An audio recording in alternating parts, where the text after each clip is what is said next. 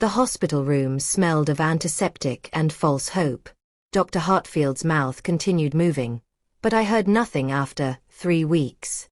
The words hung in the air like a guillotine blade, suspended and terrible. My husband Marcus sat beside my bed, his hand resting on mine with a weight that suddenly felt unfamiliar. I watched his face, searching for the devastation I expected to mirror my own. Instead, I saw his lips curl upward. A smile. Small, controlled, but unmistakable. "Finally," he said, his voice low enough that Dr. Hartfield continued her monologue about palliative care options. "Only 3 weeks." He leaned closer, and I smelled his cologne, the expensive kind he wore to business meetings. "Your house and your money are mine now." The machines beeped their steady rhythm. Dr. Hartfield handed me a folder of information I would never read. Marcus squeezed my hand once, stood, and smoothed his jacket. "I'll be back tomorrow, darling. Get some rest." He left without looking back, his expensive shoes clicking against the linoleum with the confidence of a man who had just won something. I sat in the chemical stillness of that room, my phone resting on the bedside table. My hands shook as I picked it up. I scrolled through contacts until I found her name. Claudette Washington. She had cleaned my house every Tuesday and Friday for 7 years. She knew where I kept my medications, my journals, my financial documents. She knew the rhythm of my marriage better than most therapists would. The phone rang twice. "Mrs. Bennett, are you all right?" My voice came out steadier than I expected. "Claudette, I need to see you. Tonight." "Not at the house. Can you meet me?" "Of course." "Where?" "The cafe on Bridgewater Street. The one that stays open late." "Come alone." "I'll be there in 40 minutes." I ended the call and stared at the folder Dr. Hartfield had given me. 3 weeks. Most people would spend that time saying goodbye, making peace, preparing their souls for whatever came next. I had other plans. My name is Lorraine Bennett. 28 years ago, I married Marcus Bennett in a ceremony at St. Augustine's Church, surrounded by 200 guests and enough flowers to fill a botanical garden. I wore my grandmother's pearls and believed in forever. We built a life in Asherton, a suburb where the houses had columns and the driveways held German cars. Marcus developed shopping centers and office complexes. I taught literature at Westbridge Academy until the cancer forced me to take leave 6 months ago. Our son Julian worked in finance in Singapore. He called every Sunday, his voice tinny across the distance, always apologizing for not visiting more. I told him not to worry. I told him his father and I were fine. I had lied. The marriage had been hollow for years, a performance we maintained for Julian, for our friends, for the Christmas cards we sent each year. Marcus slept in the guest room. I slept with audiobooks and chamomile tea. We existed in parallel lives under the same roof, civil and distant. I had accepted this arrangement. I had even found peace in it. But his words in the hospital room changed everything. "Your house and your money are mine now." The house had been my inheritance from my parents. The money, too.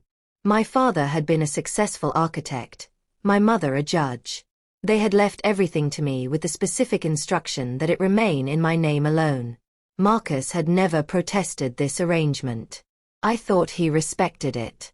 I discharged myself against Dr. Hartfield's advice 2 hours later. The nurse gave me prescriptions and warning looks. I took a taxi to Bridgewater Street and waited in a corner booth, my hands wrapped around a cup of Earl Grey I could not taste. The cancer had stolen many things from me. Appetite. Energy. The assumption of tomorrow. But it had not stolen my mind, and it had not stolen my will. Claudette arrived wearing jeans and a concerned expression. She slid into the booth across from me, her dark eyes searching my face. "What happened?" I told her everything. The diagnosis. The prognosis. Marcus's smile. His words. When I finished, she sat very still. "What do you need from me?" I leaned forward. "Help me, and you'll never have to work again." Claudette did not flinch. She had cleaned houses for 32 years, raised 3 children alone after her husband died in a factory accident, and put 2 of them through university on wages that barely covered rent. She understood survival. She understood desperation. Most importantly, she understood men like Marcus. "Tell me the plan," she said. "First, I need to know everything. Does Marcus bring anyone to the house when I'm not there?" Claudette's jaw tightened. "Every Wednesday afternoon. A woman. Blonde. She drives a white Audi. They use the guest bedroom." The confirmation landed like a stone in my chest, heavy but not surprising. "How long?" 8 months. Maybe longer. That's when I started noticing. 8 months. I had been in chemotherapy, losing my hair, vomiting into hospital toilets, and Marcus had been entertaining a mistress in our home. In the room where he had relocated to avoid me. "Do you know her name?" "Simone." I heard him call her that once. Simone. I committed the name to memory. "What else have you noticed?" Claudette pulled out her phone and opened a notes application. She had been documenting dates, times.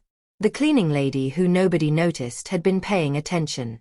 "He's been moving documents," she said. "Financial papers. I've seen him in your study, going through the filing cabinets. He always puts things back, but not exactly where they were." My study. My father's mahogany desk. My mother's law books. My private space. Has he taken anything? I don't know. But 3 weeks ago, I found the deed to the house on the kitchen counter. He'd left it out, like he was reviewing it. 3 weeks ago. Before my latest scan. Before the diagnosis became terminal. Marcus had been preparing. "There's something else," Claudette continued. "I overheard him on the phone last Tuesday. He was in the garden, didn't know I was cleaning the windows. He was talking about selling the house. He said, once she's gone, we can list it immediately. The market's strong right now." The Earl Grey had gone cold in my cup. I pushed it aside. Did he mention a time frame? He said something about spring. April, maybe May. Spring. He was not even waiting for my body to grow cold. He was planning the sale of my childhood home, the house my parents had built, the house where I had raised my son, before I had even died. "Claudette, I need you to continue doing exactly what you've been doing. Clean the house. Notice everything. Document everything. But I need you to do something additional." "What?" "I need you to befriend Simone." Claudette's eyebrows rose. "You want me to what?" "Marcus brings her to the house on Wednesdays. Next Wednesday, I want you to still be there when they arrive. Make it seem accidental. Introduce yourself. Be kind. Be forgettable. I need to know who this woman is and what Marcus has promised her." "You think he's told her about the money?" "I think Marcus is a man who believes he's very clever. He's probably told her a great many things. I need to know what those things are." Claudette nodded slowly. "And then we build a case. Marcus believes I'm too sick to fight. He believes I'll die quietly and leave him everything. He's wrong on both counts." We sat in silence. Outside, the evening traffic moved past the cafe windows. Ordinary people leading ordinary lives, unaware that in this corner booth, 2 women were planning a quiet revolution. "Mrs. Bennet, I have to ask. Why me?" The question was fair. I could have called my sister Denise. I could have contacted Richard Pembroke, my solicitor. I could have confided in Father Moss at St. Augustine's. Instead, I had called the woman who cleaned my toilets. Because you see everything and nobody sees you. Because you're smart and loyal and you understand what it means to be underestimated. Because I trust you, Claudette. I have trusted you with my home for 7 years. Now I'm trusting you with my legacy." Her eyes glistened. "What do I get out of this?" "You said I'd never have to work again. Help me protect what's mine, and I'll give you £250,000. Cash. Tax-free. Enough to retire. Enough to help your children. Enough to live without scrubbing other people's floors. Claudette Washington had spent 3 decades on her knees, cleaning the messes of wealthy families who never learned her children's names. I watched the calculation happen behind her eyes. The hope. The suspicion. The desperate want. "I'll do it," she said. The house on Elmsworth Drive looked the same as it had for 30 years. Red brick, white columns, a maple tree my father had planted when I was 12. I returned home from the hospital to find Marcus in the kitchen, reading the newspaper, drinking coffee as though nothing had changed. "You're back," he said, not looking up. "I thought they were keeping you overnight." I discharged myself. "I prefer to be home." "Suit yourself." He turned the page. Sports section. He had never cared about sports. He was performing normalcy, just as I was. I climbed the stairs to our bedroom, my bedroom now, and locked the door. The medication bottles lined my nightstand like tiny soldiers. Painkillers. Anti-nausea tablets. Sedatives. Dr. Hartfield had been generous with prescriptions, perhaps understanding that a dying woman deserved chemical comfort. I opened my laptop and began searching. Simone. Blonde. White Audi. Asherton was not large. The social strata were limited. I started with yoga studios. Marcus had mentioned once years ago that he thought yoga might help my stress. I had dismissed it. Now the comment gained new meaning. I found her in 20 minutes. Simone Castellano, owner of Serenity Flow Yoga on Cambridge Street. Her website featured photographs of a woman in her early 30s, blonde hair pulled into a neat ponytail, smiling beside potted ferns. The About section mentioned her dedication to holistic wellness and authentic living. Authentic living. The irony was almost funny. I clicked through her social media. Pictures of green smoothies. Sunset mediations. Inspirational quotes about gratitude. Nothing about married men or terminal illnesses or inheritance theft. My phone buzzed. A text from Claudette. Wednesday confirmed. "I'll be there." I replied with a simple thumbs-up emoji, then returned to my research. I needed more than a name and a yoga studio. I needed leverage. That evening, my sister Denise called. She lived 2 hours away in Bristol, taught chemistry at a comprehensive school, and called every few days to check on me. We had been close as children, less so as adults. Geography and diverging lives had created distance, though affection remained. "How are you feeling?" she asked. "Tired. The usual." "Marcus treating you well?" The question caught me off guard. Denise had never liked Marcus. She had told me on my wedding day that she thought he was charming in the way salesmen are charming, all surface and strategy. I had dismissed her concerns as sisterly overcaution. "Why do you ask?" "I don't know. Just a feeling. Julian called me yesterday. He's worried about you. He says Marcus hasn't been returning his calls." Julian. My heart clenched. He did not know about the 3 weeks. I had asked Dr. Hartfield not to put the timeline in any written communication. I wanted to tell him myself, in my own way, at the right moment. "Marcus has been busy with work," I said, the lie tasting bitter. "Lorraine, I know you. Something's wrong. Talk to me." I wanted to. I wanted to tell her everything. But Denise was emotional, reactive. She would confront Marcus. She would call solicitors. She would create chaos when I needed precision. "I'm fine, truly. Just processing everything. Give me a few days, and I'll call you properly. We can talk then." She accepted this reluctantly. After we hung up, I sat in the silence of my bedroom and made a list. Everything I owned. Everything Marcus thought he would inherit. The house, valued at £1.2 million. Investment accounts totaling 300,000. My mother's jewelry collection. My father's vintage car, kept in climate-controlled storage. The holiday cottage in Cornwall. Marcus had not contributed to any of it. He had his own money from his developments, but he had always kept his finances separate, claiming it was cleaner for tax purposes. I had never questioned it. Now I understood. He had been preparing for this moment, ensuring nothing of his could be claimed by me, while positioning himself to take everything of mine. I opened a new document on my laptop and began drafting. Instructions. Contingencies. A roadmap for what would happen if I died before I could protect my assets. I wrote for 2 hours, my fingers steady on the keyboard, my mind clear despite the exhaustion pulling at my bones.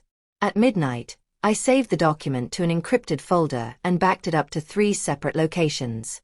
Then I took my evening medication and lay in the darkness, listening to Marcus move around downstairs. He was watching television. Something with canned laughter. He sounded content. I closed my eyes and pictured my parents. My father with his architectural sketches. My mother with her legal briefs. They had built something meaningful. They had protected me. Now it was my responsibility to protect what they had left behind. 3 weeks. Marcus thought I would spend them dying. Instead, I would spend them fighting. Wednesday arrived with grey skies and the kind of cold rain that seeps into bones. I had called Claudette the night before to confirm the plan.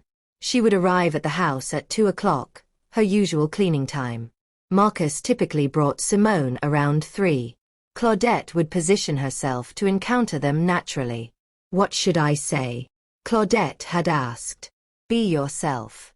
Be kind. Tell her you admire her, ask about yoga. Make her feel seen. People reveal themselves when they feel understood. I spent Wednesday morning in bed, legitimately unwell. The cancer had its own schedule, and today it demanded rest. Marcus checked on me once, asked if I needed anything, and left for the office. His concern was mechanical, obligatory. I told him I was fine and watched him leave with something close to hatred burning in my chest. Hatred was new to me. I had spent my life avoiding such intensity of emotion. Literature professor. Devoted mother. Dutiful wife. I had cultivated calm, rationality, measured responses. But dying had clarified things. Hatred, I discovered, could be fuel. At 3:15, my phone buzzed. A text from Claudette, contact made. She's lovely. Too lovely. More soon. I waited. Minutes stretched like hours. The house was too quiet.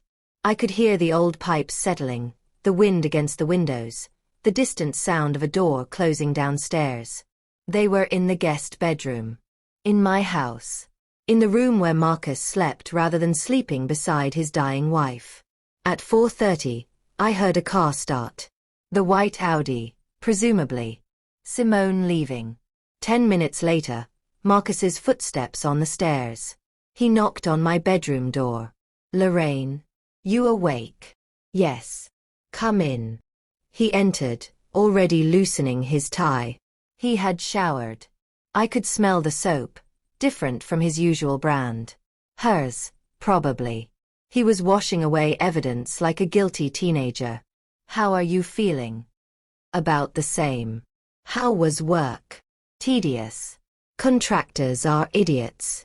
He sat on the edge of the bed, not quite close enough to touch me. I'm thinking about selling the Cornwall cottage. We never use it anymore, and the maintenance is expensive. The Cornwall cottage. My mother's retreat.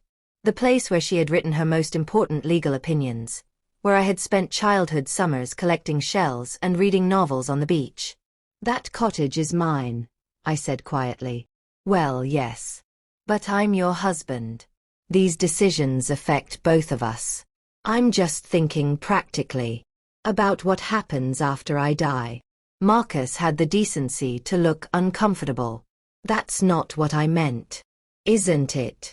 We stared at each other. For a moment, I saw something flicker in his expression. Guilt, perhaps. Or recognition that I was not as compliant as he had assumed. Lorraine, I know you're upset. You're entitled to be. But we need to be realistic. There will be expenses. Medical bills. Funeral costs. I'm trying to plan responsibly. Medical bills. My insurance covered everything.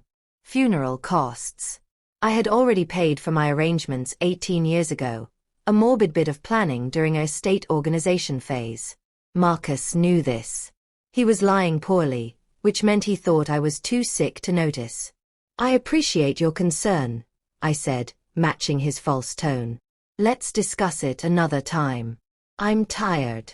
He stood, relieved to be dismissed. Of course. Rest. I'll bring you dinner later. After he left, I called Claudette.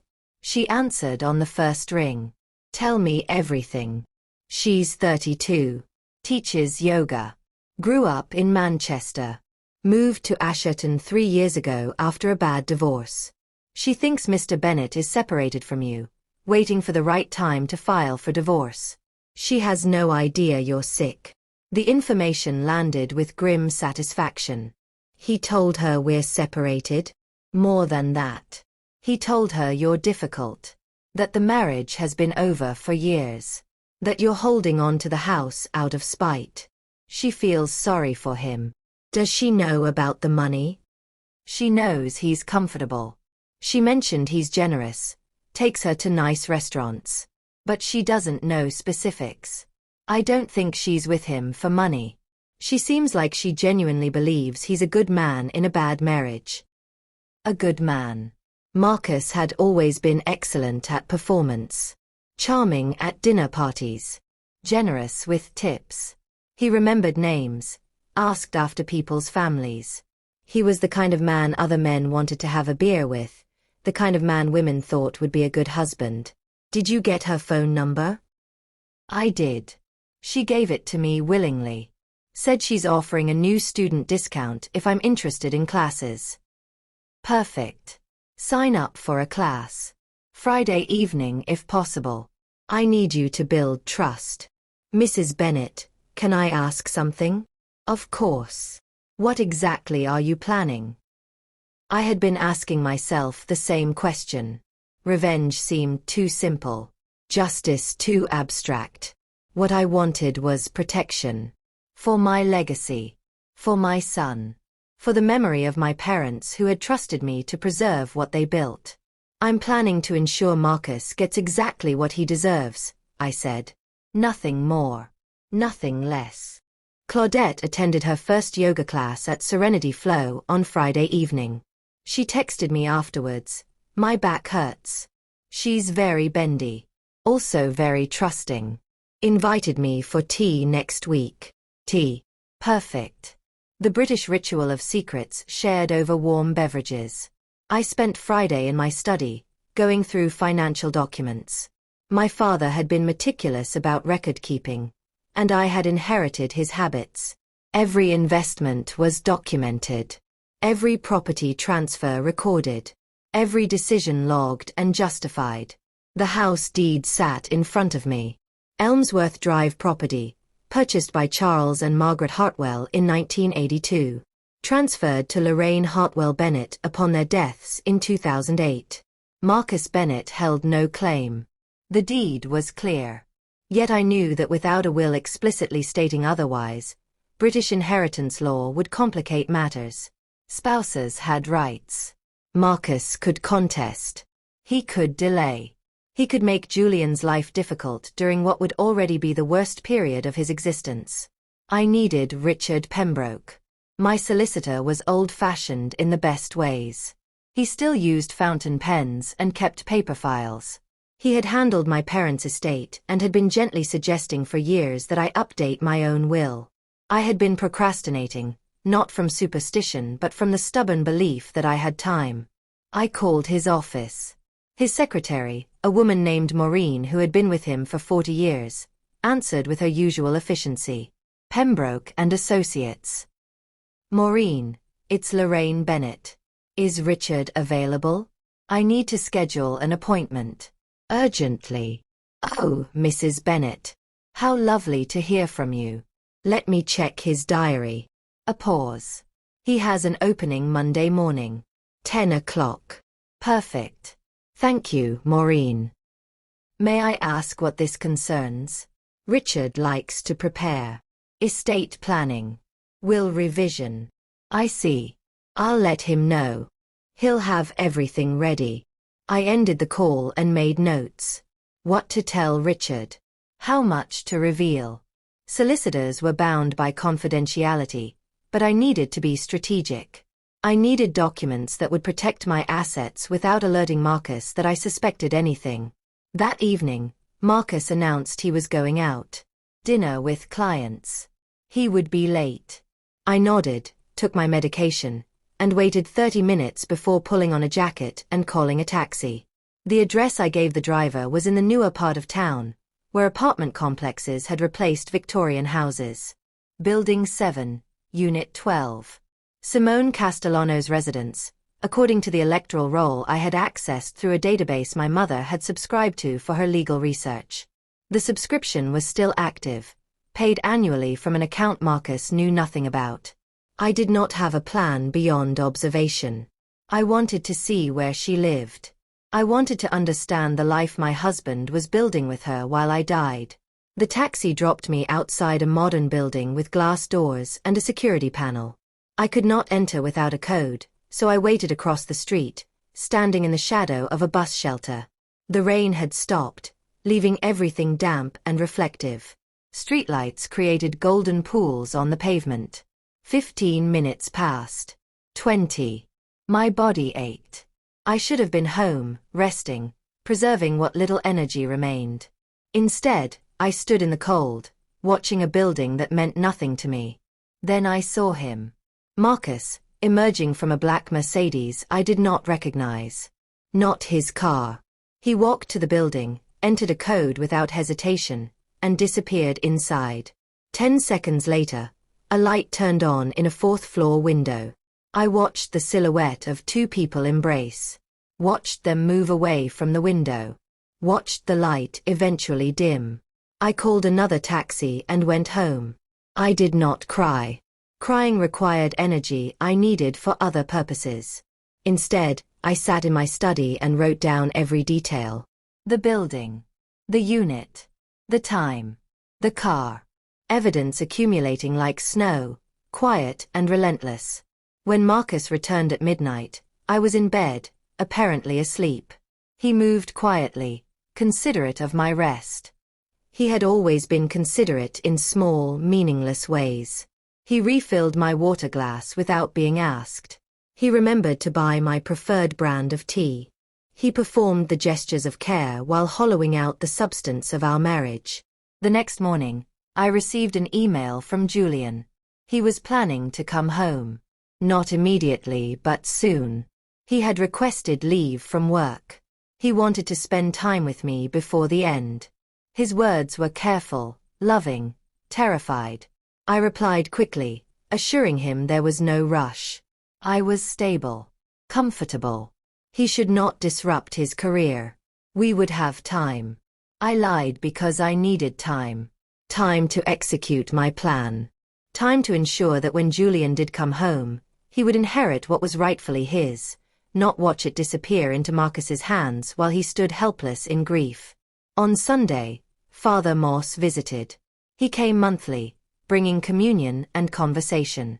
I had not been to church since my diagnosis, my body too weak for Sunday services. He was a kind man, though I found organized religion more comforting in theory than practice. "How is your spirit, Lorraine?" he asked, sitting in my study with tea and biscuits. "Complicated," I admitted. "I'm struggling with forgiveness." That's common at end of life. Old grievances surface. It's natural. What if the grievance is current? What if someone is actively harming you? Father Morse set down his teacup. Then forgiveness becomes more challenging. But not impossible. God calls us to forgive even those who wound us. Does God also call us to protect what's ours? To fight injustice? The Bible contains many stories of righteous anger.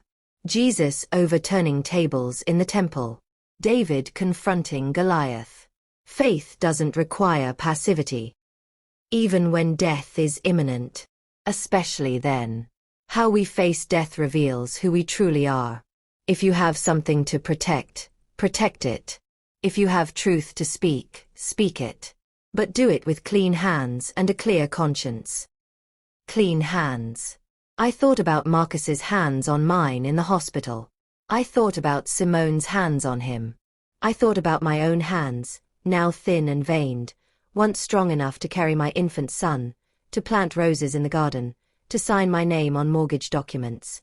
"Thank you, Father," I said. He blessed me before leaving. I did not feel blessed. I felt focused. Monday morning arrived with unexpected clarity. My body felt less heavy. The pain had retreated to a manageable hum. These good days were rare now, gifts I could not predict or control. I intended to use this one well. Richard Pembroke's office occupied the upper floor of a Georgian building on Market Street. I arrived 10 minutes early, took the stairs slowly, and found Maureen at her desk, surrounded by organized chaos. Case files. Legal journals. A firm that had outlived 3 decades of solicitors. "Mrs. Bennet, right on time. Richard's expecting you." She stood and knocked on the inner door before opening it. "Lorraine Bennet to see you." Richard rose from behind a desk that had probably witnessed countless family dramas. He was 73, grey-haired, impeccably dressed in tweed. He had handled my parents' estate with the precision of a surgeon. I trusted him completely. "Lorraine, please sit." "Tea?" "No, thank you. I need to be efficient today." He sat, folding his hands on the desk. "Maureen mentioned will revision. I must say, I'm pleased you're finally addressing this. Your current will is from 2009. Much has changed. Everything has changed. I have pancreatic cancer. Terminal. 3 weeks, possibly less." Richard's expression shifted from professional to genuinely pained. "My dear, I'm so sorry. Does Julian know?" "Not the timeline." "Not yet." "Richard, I need to make changes immediately. I need documents that protect my assets from contestation. I need Julian to inherit everything without complications." "Of course. That's straightforward. You're the sole owner of the house and associated accounts. You will simply need to specify Julian as beneficiary." "There's more." I leaned forward. "I have reason to believe Marcus is planning to contest or manipulate the inheritance. I need protections against that." Richard's eyebrows rose. "That's a serious accusation." "I have evidence. He's been unfaithful. He's been reviewing property documents. He told me directly in the hospital that my house and money would be his." The solicitor's mouth formed a tight line. "Tell me everything." I did. The hospital room. The mistress. Claudette's observations. The apartment visit. Richard listened without interruption, occasionally making notes in his neat handwriting. When I finished, he sat back. "This is more complex than a simple will revision. We need to protect against potential challenges. Marcus could claim financial dependency, assert marital rights, or argue undue influence if you change everything now. What do you recommend?" "First, we draft a new will with very specific language. You leave everything to Julian directly, with clear statements about your mental capacity and independent decision-making. Second, we create a letter of wishes explaining your reasoning. Not legally binding, but persuasive if challenged. Third, we document everything about Marcus's behavior. Infidelity alone won't block inheritance, but a pattern of deception and financial manipulation might." "How long will this take?" "The will itself, I can have ready by end of business today. The supporting documentation will take longer. I'll need statements from witnesses. Medical confirmation of your mental capacity. Evidence of Marcus's actions. Claudette can provide a statement. My sister Denise can confirm my mental state. Dr. Hartfield can provide medical documentation." "Excellent. I'll begin immediately. But Lorraine, I must ask. Have you considered the possibility that Julian might prefer you spend this time reconciling with Marcus rather than fighting him? The question stung because it was valid. Julian loved his father. He did not know the truth. When he learned it, he would be devastated. Part of me wanted to spare him that pain. Julian will understand, I said. He deserves his inheritance. He deserves to know his mother protected what his grandparents built. What would you have me do? Let Marcus steal everything and hope Julian never discovers the truth? No. You're right. I'm simply ensuring you've thought through all implications.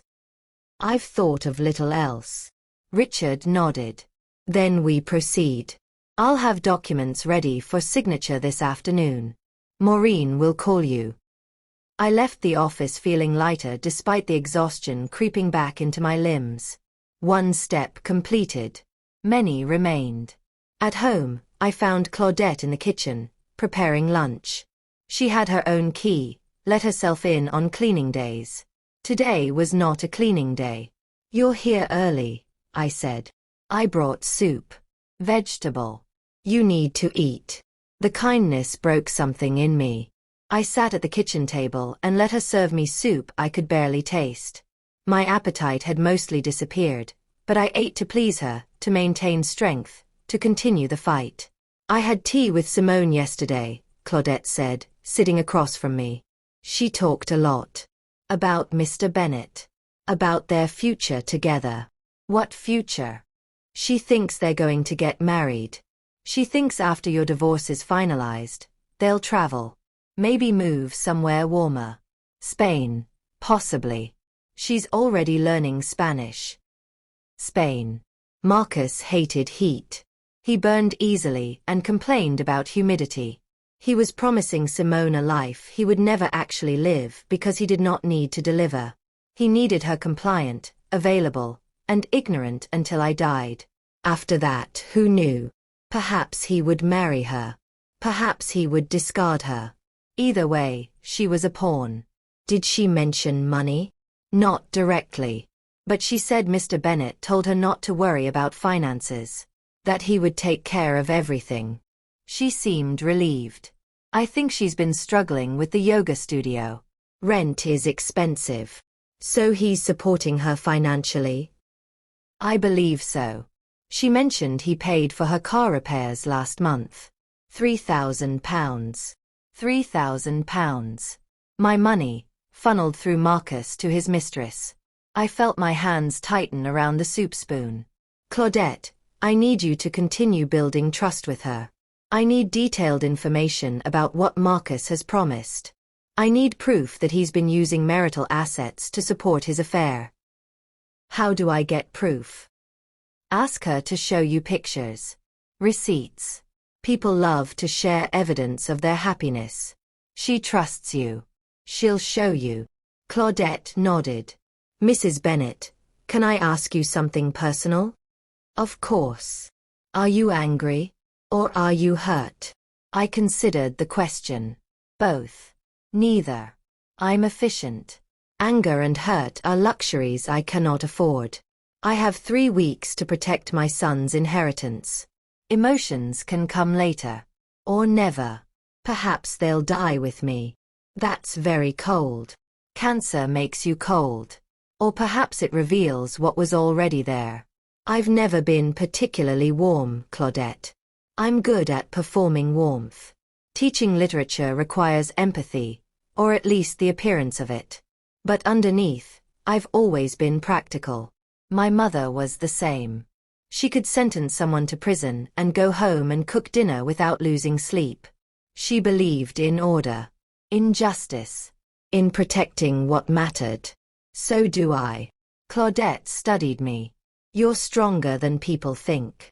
People rarely think about middle-aged women at all, Claudette. We become invisible around 50. It's quite liberating, actually. You can do almost anything when nobody's watching. Richard called at 4 o'clock. The will was ready. I returned to his office, signed 4 copies in the presence of 2 witnesses Maureen had pulled from the accounting firm downstairs. The documents were official, legal, binding. This protects Julian, Richard assured me. But we still need to address Marcus's potential challenges. I'm drafting a separate document outlining his behavior. With Claudette's statement and your sister's confirmation, we'll have a solid case that you made these decisions with full capacity and clear reasoning. How long? A week. Maybe less. A week. I had 3. The mathematics were uncomfortable but manageable. That evening, Marcus came home with flowers. Roses. My alleged favorite, though I had always preferred tulips. He presented them with the air of a man performing husbandly duty. I thought these might cheer you up, he said. Thank you. They're lovely. He arranged them in a vase, badly. I watched him struggle with the stems, the water level, the positioning. He had never arranged flowers before. This was new behavior. Guilty behavior.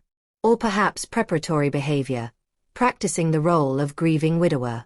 I've been thinking, he said, not looking at me, about what happens after. After I die, you mean? Yes. I want you to know I'll take care of everything. The house. The finances. Julian won't have to worry. I'll handle it all. How generous. He finally turned to face me. I know things haven't been perfect between us. But I did love you once, Lorraine. I hope you know that. Past tense. Loved. I had loved him too once. 28 years ago, when he was charming and ambitious and made me laugh. When had the love ended? I could not pinpoint a moment. It had eroded gradually, like coastline, until one day I looked up and realized we were strangers. I know, I said, because it was easier than honesty. He seemed relieved. Good. That's good. I'll let you rest. After he left, I sat with the roses and thought about symbolism. In literature, roses represented love, beauty, passion. They also had thorns. They also died quickly, browning at the edges, petals falling. Perhaps Marcus had chosen more appropriately than he realized. Wednesday came again. Claudette's day. I stayed in bed, listening to the house. Marcus's car leaving at noon, earlier than usual. Simone's arrival at 1, an hour earlier than previous weeks. They were growing comfortable. Careless. I waited until 2 o'clock, then forced myself out of bed. My body protested, pain spiking along my spine, but I moved through it. I descended the stairs slowly, each step deliberate. I could hear voices. Laughter. Coming from the kitchen. I entered to find them at the breakfast bar. Marcus and Simone. Coffee cups. Pastries. Claudette stood at the sink, washing dishes, her back to me. She saw my reflection in the window and gave the smallest nod. Lorraine. Marcus stood quickly, guilt written across his face. You're up. I thought you were sleeping. I was. The noise woke me. I looked at Simone. Young. Pretty. Blonde hair tied back. She wore athletic clothes. Yoga attire. She looked genuinely shocked to see me. I'm so sorry, she stammered. I didn't know. Marcus said you were away. Visiting family. Did he? I kept my voice level. How interesting. No, I'm very much here. Dying, actually. Pancreatic cancer. 3 weeks left, according to my doctors. But please, don't let that interrupt your coffee. The kitchen became silent except for the tap running where Claudette continued washing dishes. Simone went pale. I don't understand. Marcus, you said. Lorraine, this isn't appropriate. Marcus's voice hardened. You're confused. The medication. You should go back to bed.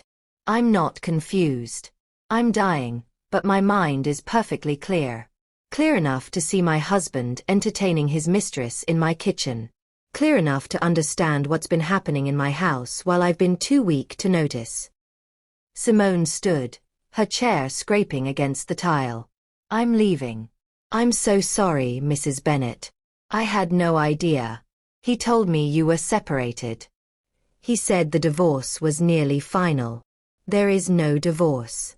There's only a dying wife and a husband who can't wait for her to be gone. That's enough.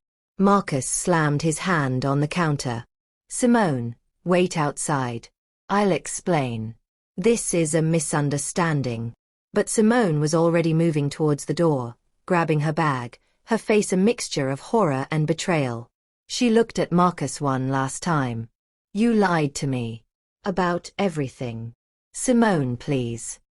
She left. The front door closed with finality. Marcus turned to me, his expression transforming from panic to rage. Do you have any idea what you've just done? I've told the truth.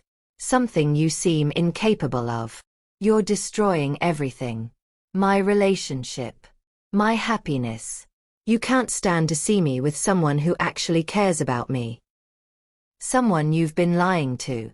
Someone you promised a future with, using my money, in my house, while I die upstairs. Forgive me if I don't prioritize your happiness. Claudette had stopped washing dishes. She stood motionless, a witness. Marcus stepped closer. You're bitter. Vindictive. You always have been. Maybe if you'd been a better wife, I wouldn't have needed to find affection elsewhere. The words should have hurt. Perhaps they would have, weeks ago. Now they simply confirmed what I already knew.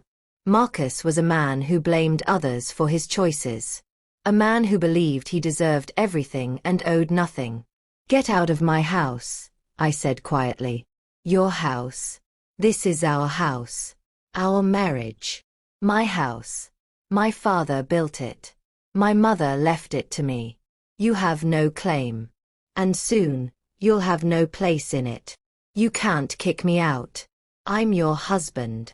Then act like one. Until then, I want you gone. Tonight. Find somewhere else to sleep. With Simone, perhaps. Oh, wait. I suspect she won't be taking your calls. Marcus's jaw worked. I could see him calculating. Legal rights. Public perception. The optics of a man abandoning his dying wife. Finally, he grabbed his keys. Fine.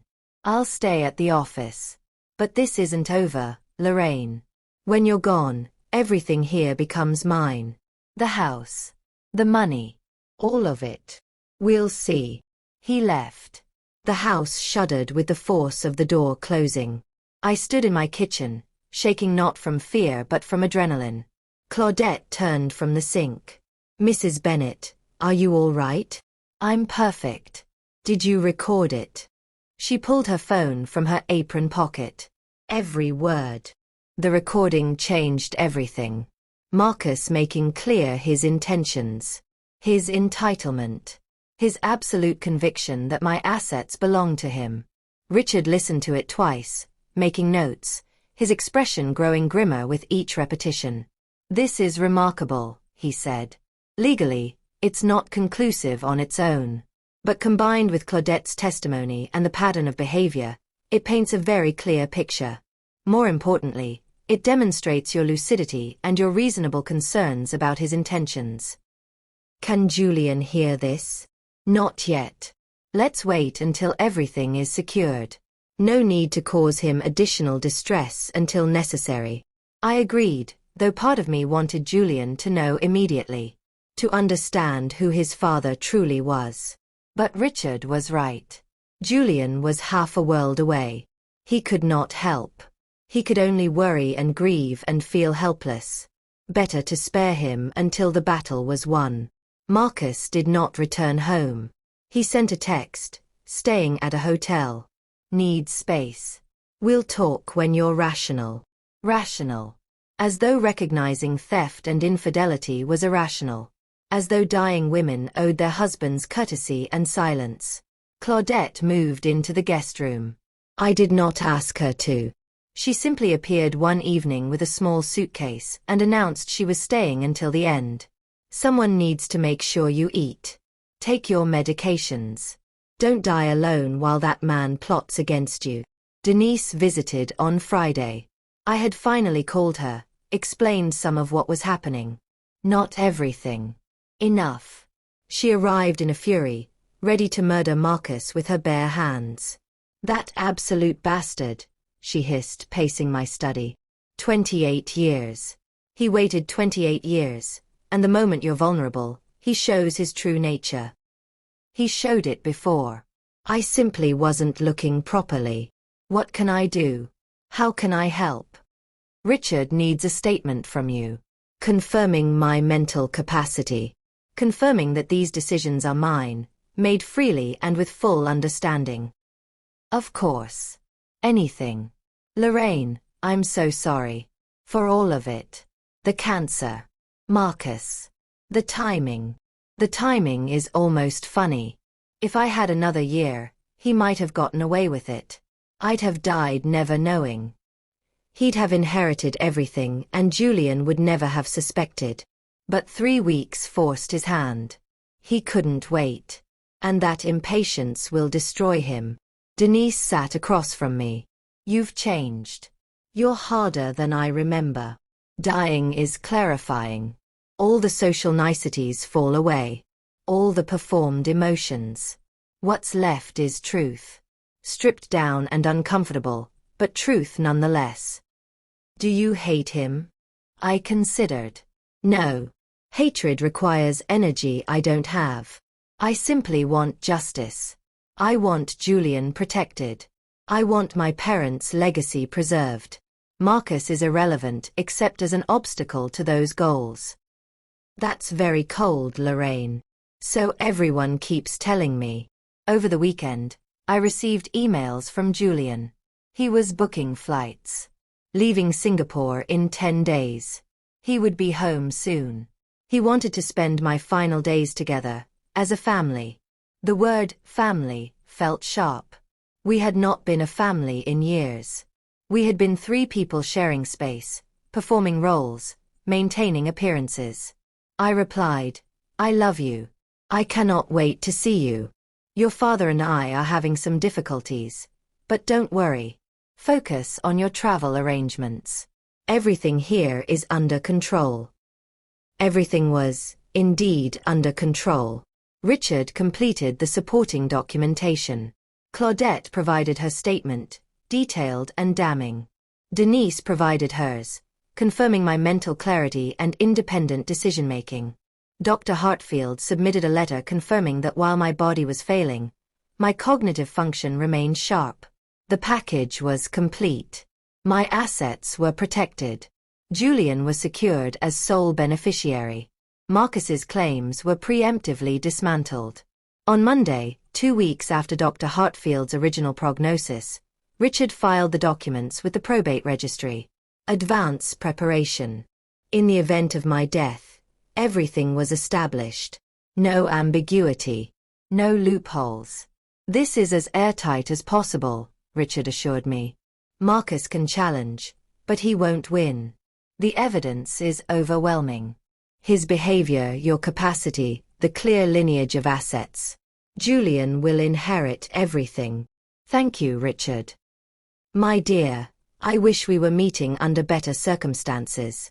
But I'm honored to help you protect your legacy. Marcus called that evening.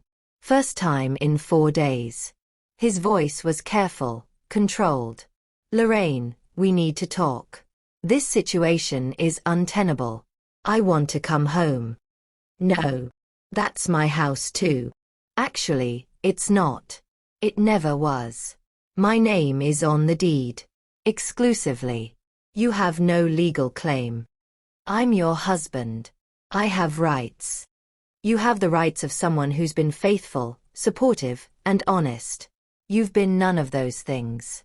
Stay wherever you've been staying. I'm sure it's comfortable. You're being unreasonable. I'm being dead, Marcus. Soon. I have 1 week, possibly less. Dr. Hartfield revised her estimate. The cancer is progressing faster than anticipated. So forgive me if I don't prioritize your comfort during my final days on Earth. Silence on the line. Then, 1 week. Perhaps less. Turns out 3 weeks was optimistic. Lorraine, I'm sorry. For everything. Can we please try to make peace? For Julian's sake? He doesn't need to come home to a war between his parents. Julian will come home to truth. That's better than peace built on lies. What have you done? I've protected what's mine. That's all. Goodbye, Marcus. I ended the call. My hands were shaking. Not from emotion, but from exhaustion. My body was shutting down in increments. Each day brought new weakness, new pain, new limitations. Claudette brought tea and morphine. I took both gratefully. Mrs. Bennet, Julian will be here soon. Maybe you should rest. Conserve energy. I will. Soon. First, I need to write him a letter. Can't you tell him in person? I will. But I want something he can keep. Something in my handwriting. Something to read when I'm gone and he doubts his memories. I wrote for 2 hours.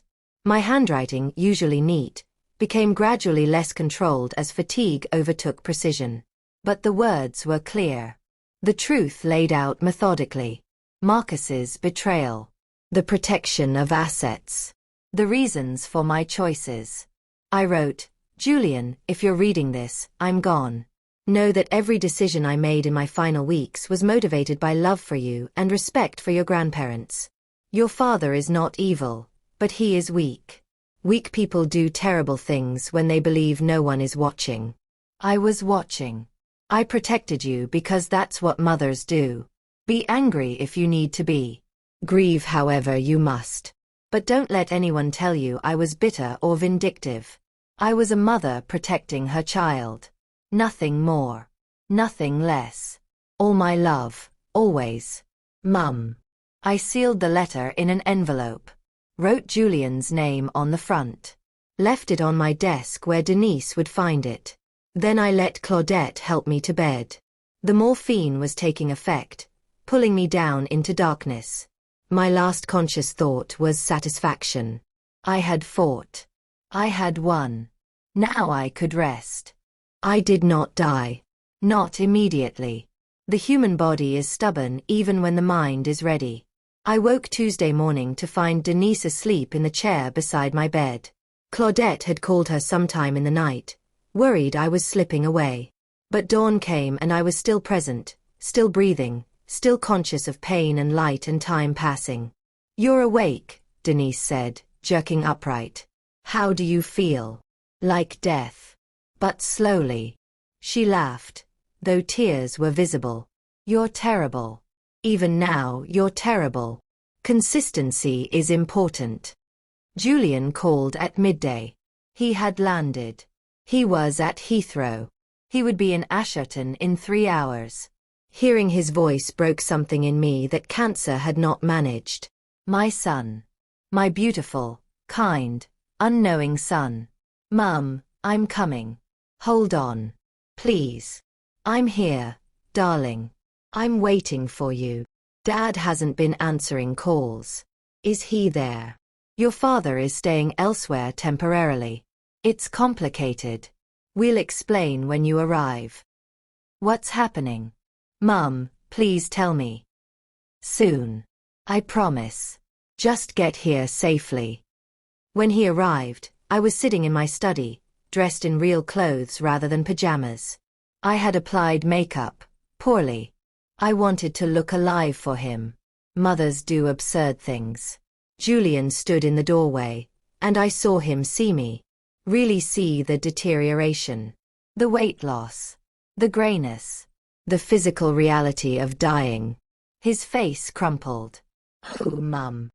He crossed the room and embraced me carefully, as though I might break.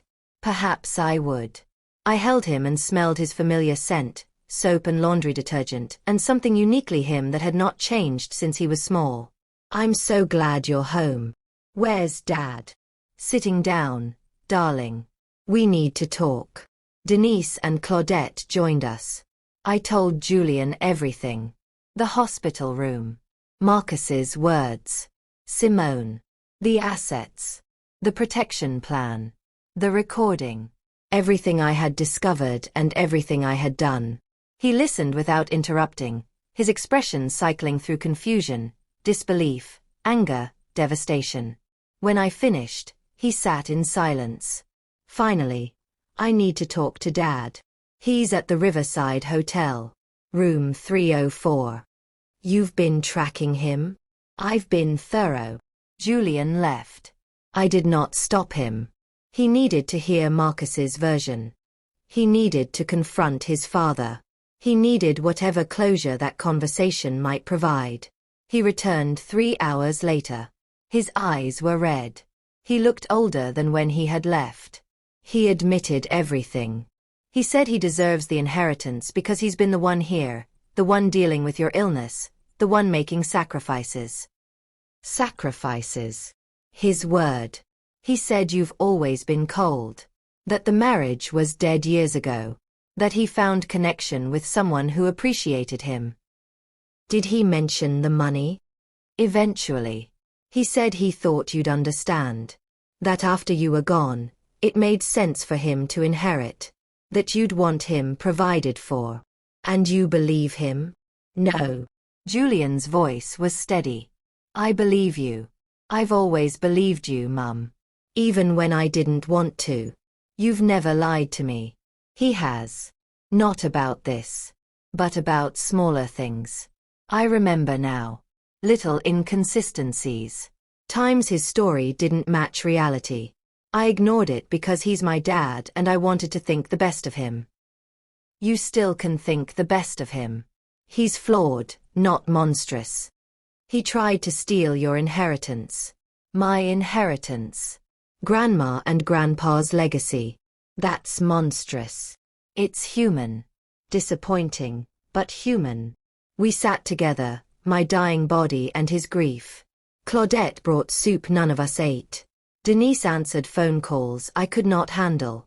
The house existed in a strange suspended state, waiting for the next thing. The final thing. Marcus appeared on Thursday. I heard his car, his key in the lock, his footsteps. I braced for confrontation. Instead, he stood in the doorway of my study looking smaller than I remembered. Can we talk?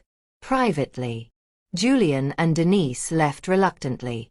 Marcus sat where Julian had sat 2 days before. I'm not going to apologize, he said. I won't insult you with lies. Good. But I want you to know I didn't plan it this way. I didn't marry you for money. I loved you. I did. It just faded. And when it faded, I started noticing what else was there. The house. The security. The comfort. And I thought, why shouldn't I keep that? Why should I lose everything just because love died? Because it was never yours to keep. I know that now. Julian made it very clear. But Lorraine, 28 years. 28 years of my life I gave to this marriage. As did I. And you're the one who gets to keep everything. I'm the one who brought everything. The house. The investments. The legacy. You built your own business. You made your own money. You kept it separate. You planned for this. The difference is, I didn't try to take what was yours. Marcus closed his eyes. Julian won't speak to me. He says he needs time. He says I disgust him. Children dislike discovering their parents are fallible. What do I do? You leave. You give me whatever days remain in peace. You let Julian grieve without complicating it. You reflect on how you destroyed your family because you couldn't wait 3 weeks to show your true nature. Will he ever forgive me? That's between you and Julian. But Marcus, I want you to understand something. I didn't do this out of cruelty. I did it out of love. Love for my son. Love for my parents' memory. What you did was also out of love. Love for yourself. Love for comfort. Love for ease. The difference between us is who we chose to love when the stakes were highest. Marcus stood. Goodbye, Lorraine. Goodbye, Marcus. He left. I heard the door close. Heard his car start. Heard the sound fade. 28 years ending not with drama, but with resignation and departure. Claudette appeared with morphine. Is it done? It's done. Julian stayed. He moved into his childhood bedroom, worked remotely, spent hours beside me. We watched films. Read books aloud. Talked about his childhood, his fears, his hopes. I told him about my parents, their love story, their values. I told him about teaching, about literature, about the books that had shaped me. Will I be all right? He asked one evening. After. You'll grieve. Deeply. But you're strong, Julian. You're good. You'll build a life I would be proud of. I'm angry at him. That's appropriate. Will I forgive him? That depends on who you want to be. Forgiveness isn't for his benefit. It's for yours. To release the weight. To prevent bitterness from poisoning your future. Like it poisoned yours? My future is measured in days, darling. I don't have the luxury of choosing between bitterness and peace. But you do. Choose peace. Eventually. Dr. Hartfield visited on Saturday. She examined me privately, then spoke with Julian outside my room. I watched through the doorway as she prepared him. Her hand on his arm. His face falling. The nod. The understanding passing between them. Hours, perhaps. Not days. Julian came back composed but fragile. Mum, is there anything you need? Anyone you want to call? I want you here. That's all. Denise can call Father Moss if she likes. But truly, I just want you. He climbed onto the bed beside me, careful of tubes and wires. We lay together as we had when he was small and frightened of thunderstorms. My son. My greatest accomplishment. I love you, I said. I love you too, Mum. So much. Denise and Claudette sat nearby. Father Moss arrived and said prayers I barely heard. The morphine was pulling me under, gentle and insistent. My last clear thought was gratitude. I had protected what mattered. I had loved my son properly. I had fought the good fight and won. The room faded. Voices became distant. Pain disappeared. I felt Julian's hand holding mine, warm and alive and safe. Then I felt nothing at all. Lorraine Bennett died on October 23rd at 11:47 p.m., surrounded by her son, her sister, and the woman who had become her unexpected ally. Marcus was not present. By his choice or by design, the record does not specify. Julian inherited everything. The house. The investments. The Cornwall cottage. His grandparents' legacy, protected and intact. Marcus contested the will, as expected. The case lasted 4 months and cost him £80,000 in legal fees. He lost comprehensively. The judge noted that Lorraine had demonstrated exceptional capacity and clear reasoning. The documentation was thorough. The decision was unanimous. Simone Castellano closed her yoga studio and moved to Edinburgh. She sent Julian a letter, apologizing for her unwitting role in his mother's final suffering. Julian never responded. Claudette Washington received her £250,000, paid from Lorraine's estate as specified in a codicil Richard had prepared. She retired immediately, bought a small house near her daughter, and never cleaned another toilet. Marcus moved to Manchester. His business suffered. Julian did not speak to him for 3 years. When they finally reconciled, it was careful and limited. The relationship never recovered fully. Some betrayals are too fundamental. Julian established a charitable foundation in his grandparents' names, funding scholarships for literature students. He married at 32. Named his daughter Margaret, after his grandmother. Kept his mother's photograph on his desk always. He never forgot what she taught him in those final weeks, that protection and love are not opposing forces. That standing firm against injustice honors both the living and the dead. That dying does not require surrender.